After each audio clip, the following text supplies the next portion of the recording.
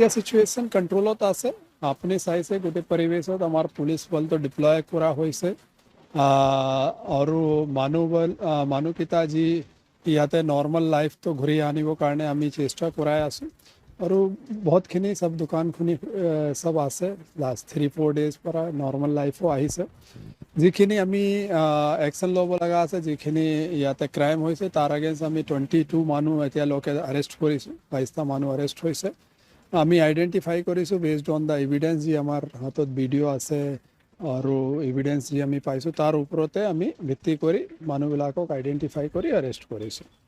আমি যিখিনি এতিয়ালৈকে পাইছোঁ ইয়াৰ যিখিনি লিডাৰ আছে আৰু যোনে ইনষ্টিগেট কৰিছে এইখিনি আমি আইডেণ্টিফাই কৰিছোঁ, তাৰ ওপৰত আমি বিহিত ব্যৱস্থা লৈ আছোঁ। এইখিনি যি ফৰেষ্ট ডিপাৰ্টমেণ্টে যিখিনি ব্যৱস্থা ল'ব লাগে ব্যৱস্থা কৰিব, যিখিনি আমাৰ এডমিনিষ্ট্ৰেশ্যন ফালে পৰা সহযোগ দিব লাগে আমাৰ ফালে পৰা দিয়া যাব।